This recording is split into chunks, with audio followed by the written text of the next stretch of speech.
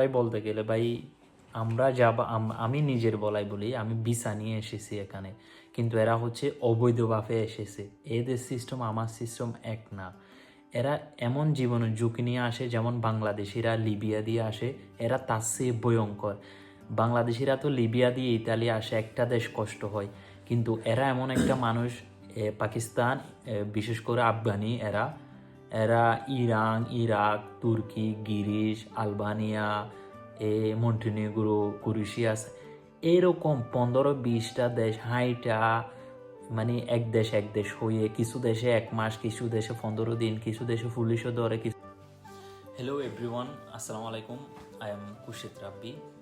আমার পাশে যাকে দেখতেছেন সে হচ্ছে একজন পাকিস্তানি, কিন্তু সে পাকিস্তান থেকে ইউরোপ আসার গল্প এবং সে কীভাবে আসছে তা থেকে শুনবো आजके देखी। बताओ आप पाकिस्तान से कैसे आया, बा कितना साल में बाहर हुआ? अस्सलाम वालेकुम। उम्मीद करता हूँ आप सब लोग ठीक होंगे, खैर कैसे होंगे। जैसे कि रफ़ी भाई ने मुझसे पूछा आप पाकिस्तान से टर्की कैसे आए, तो ये बहुत लंबा किस्सा है, मैं ज़रा मुख्तसर करके सुनाऊंगा। पाकिस्तान से मैं इल्लीगल आया था टर्की में, आज से तकरीबन 5 साल पहले। तो टर्की में मैंने फिर 4 साल काम किया। 4 साल काम करने के बाद उसके बाद फिर मैंने वहाँ की शिप की गेम की, जो तकरीबन 5,000 यूरो लगा था। और फिर वहाँ से हमारा शिप डूब रहा था, जिसकी वजह से हमने जर्मन में कॉल की और जर्मन वाले ने फिर यूनान को इतला की। तो फिर वहाँ की नेवी आई ग्रीस की, तो उन्होंने हमें रिसीव किया वहाँ से। अब तुर्की से ग्रीस गया। फिर हम इटली आ रहे थे, लेकिन हमारा शिप जो था वो डूब रहा था, जिसकी वजह से हमने जर्मनी कॉल की। जर्मनी वाले ने फिर नेवी भेजी अपनी, মানে এরা হচ্ছে যখন তুর্কি থেকে জার্মানে যাওয়ার উদ্দেশ্য রওনা দিছে, এরা মনে হয় স্টিম বুট দিয়ে দিছে বা ছোটোখাটো যেগুলো বুট আছে, কিন্তু এটা ডুবে যাইতেছে। তার জন্য যেগুলো বুটটাকে এদের কাছে নর্মালি কল দেওয়ার অপশন থাকে, এরা কল দিছে জার্মানিতে যেন আমাদেরকে রিসিভ করে। বা ইউরোপ প্রতিটা হচ্ছে মানবতার দেশ, এখানে আপনাকে রিসিভ করবেই কল দিলে। জার্মানে আবার পরবর্তী যেন গিরিস পাশে আছে তুর্কি, তার বাহিনী বলি আমরা, এদেরকে কল দিছে, এরা এদেরকে আবার রিসিভ করছে মনে হয়। बाद में ओके बोलो। तो उसके बाद उन्होंने हमें वहाँ से रिसीव किया। वो 2-3 कश्तियाँ आई उनकी, तो हमें ले गए। बहुत मारा नहीं है, कुछ भी नहीं किया, बहुत प्यार के साथ, बहुत तहम्मुल के साथ, बहुत प्यारा अंदाज था उनका। कुछ तो लोग ऐसे होते हैं जो मारते हैं, हमें भी डर लगता, हमें भी ना वो बहुत ज़्यादा डर लग रहा था वो हमें मारेंगे, लेकिन बट उन्होंने हमें मारा नहीं है। फिर वो हमें ले गए। ले जाने के बाद उन्होंने हमसे इंटरव्यू किया, ये शिप कौन चला रहा था, क्या कर रहा था, क्या, हमें तो पता नहीं था। तो उसके बाद हमने कुछ भी नहीं बताया, क्योंकि उसके भी बाल बच्चे थे। तो उसके बाद उन्होंने 1 मंथ रखा।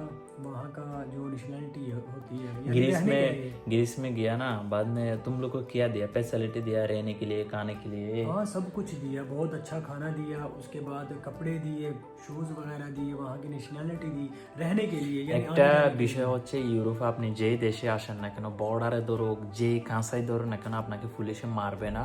এরা নিজের আস্তায় দৌড়া নিয়ে গিয়া এরা তানাতে প্রথমে ফিঙ্গার নেয়, পরবর্তী আপনাকে একটা ক্যাম্পে পাঠাই দিবে, টাকা, খাওয়া আর বিশেষ করে স্কুল সব কিছু দেবে। এদেরকে হচ্ছে গ্রিসের মধ্যে থাকার জন্য অনুমতি দিছে আর কি। এ পরবর্তী তো গ্রিস में क्यों नहीं रहा, क्यों इताली में चला गया? वो होती पसंद की बात होती है। मैं बचपन से ही ना, हर किसी की अपनी अपनी पसंद, अपनी अपनी च्वाइस होती है। कोई ग्रीस को पसंद करता है। अगर बात की जाए ग्रीस की, तो वहाँ पेपर इतनी जल्दी नहीं मिलते। अगर आप फ्रांस चले जाओ, जर्मन चले जाओ, वहाँ कानून सख्त हैं। अगर नरमी की बात की जाए तो वो मैं ये सोचता हूँ, मेरे ख्याल में इटली अच्छा है, क्योंकि यहाँ इटली में जल्दी पेपर मिल जाते हैं। अगर आप अजील करवाते हैं, लबोरो करवाते हैं, जैसे काम के पेपर लेने हो, जो सियासी पनाह लेनी हो, बहुत ज़्यादा ऑप्शन है। मैंने उस दिन भी आपको बताया था। तो फिर वहाँ से मैंने गेम करी अल्बानिया। फिर हम अल्बानिया आए, वहाँ 15 दिन रहे। तो तकरीबन वहाँ से ग्रीस से हमने 2-2 हज़ार यूरो की गेम की थी। फ़ी बंदा 2,000 लेता है, फ़ी बंदे का 2,000 लेते हैं। वो अपनी मर्ज़ी की बात होती है, 2,000 लेती है। अपना आदमी होता है तो बहुत कमती ले लेते हैं, बहुत कमती ले लेते हैं। तो फिर उन्होंने तकरीबन 10 दिन हमें पार्क में रखा, कोई खाने के लिए कुछ भी नहीं था, भूखे मर रहे थे।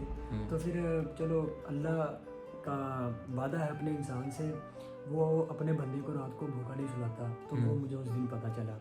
पता नहीं अल्लाह को गैबी मदद से हमें खाना मिला। वहाँ एक बंदा आया, उन्होंने हमें खाना दिया, कहते हैं आप 2 दिन से इधर हैं, आप लोगों ने कुछ भी नहीं खाया। अल्बानियन का आदमी। अल्बानियन का आदमी था, बहुत अच्छे लोग हैं वहाँ के। फिर वहाँ उन लोगों ने हमें खाना भी दिया। उसके बाद फिर एक टैक्सी आई, उसमें बैठे तकरीबन 5 घंटे का सफ़र किया। फिर हम रवाना हुए मोंटीनेग्रो की तरफ।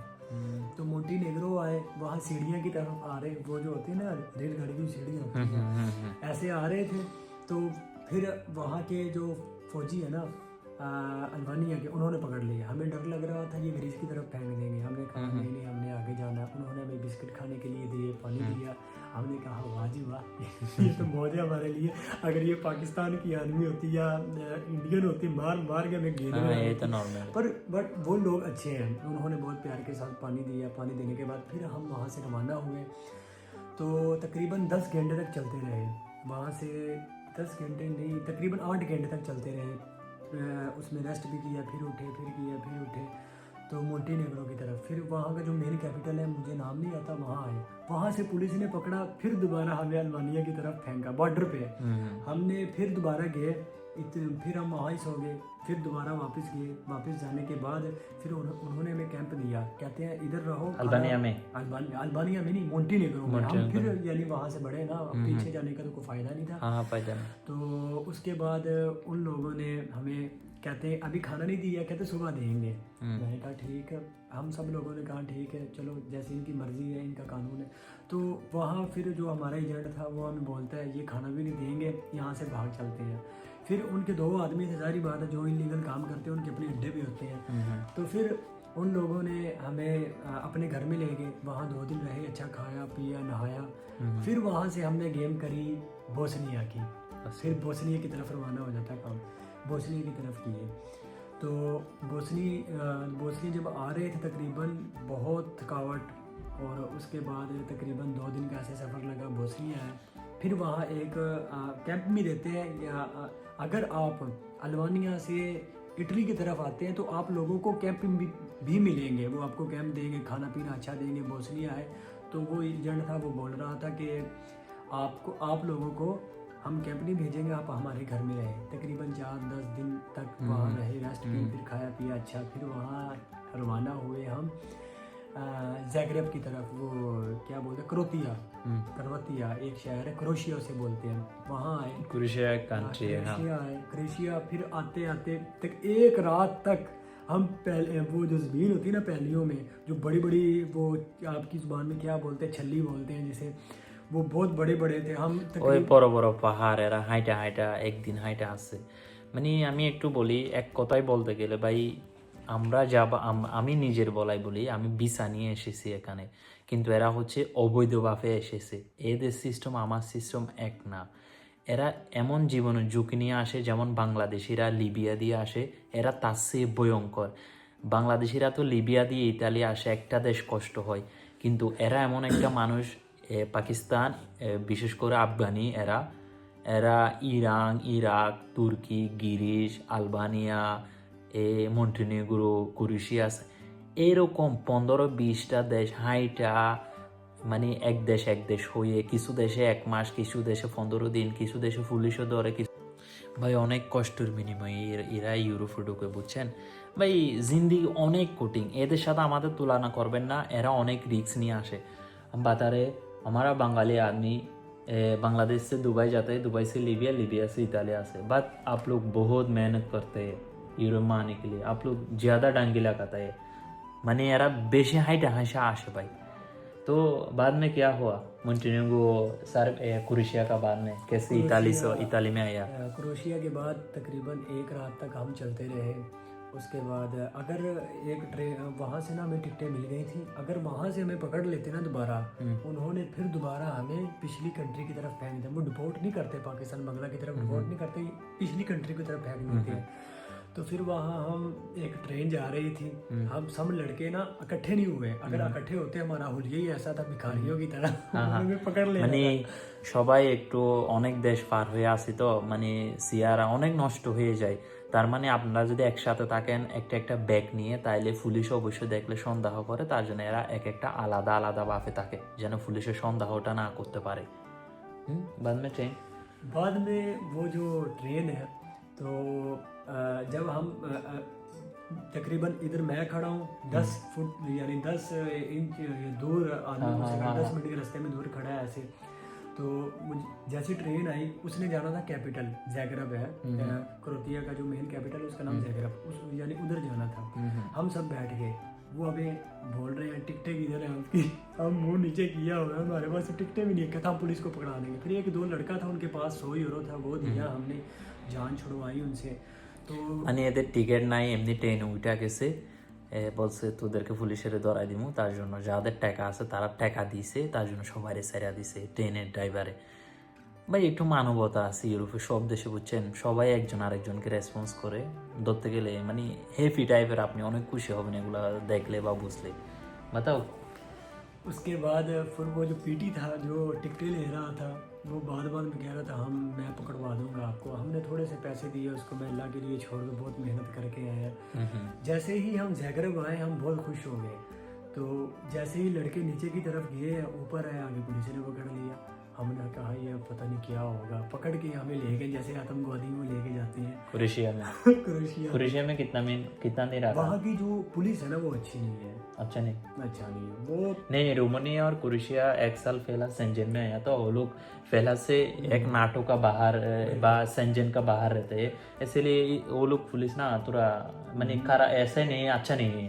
बट जो इताली फ्रांस जर्मन का पुलिस पहला आपको मिलेगा तो ज्यादा रेस्पन्स करते हैं, आपको खाना देते हैं, रहने के लिए जगह देते हैं। বাট রোমানিয়ার মধ্যে আমি শুনছি আমার ফ্রেন্ড সরকার অনেক মারা মারছে ভাই, সত্যি মাইর খাইয়া খাইয়া ইতালি আসছে যে রোমানিয়াতে। কিন্তু এখন না, এখন আপনার কাছে যদি রোমানিয়া আসেন, আজকে আসলে কালকে ইতালি চলে আসতে পারবেন, কিন্তু আগে এরকম সুযোগ ছিল না। এটা 6 মাস আগে থেকে হয়েছে যে। तो बाद में क्रोएशिया से किधर गया आप? सूडो से बता दो, मुश्किल नहीं ज़्यादा बोलने।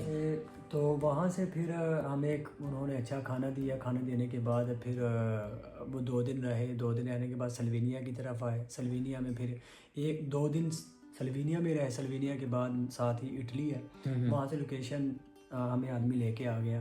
फिर वो थ्रिस्टा में आए, इनका इटली का एक शहर है। फिर वहाँ से हम गए थ्रिस्टा इधर बॉर्डर पे।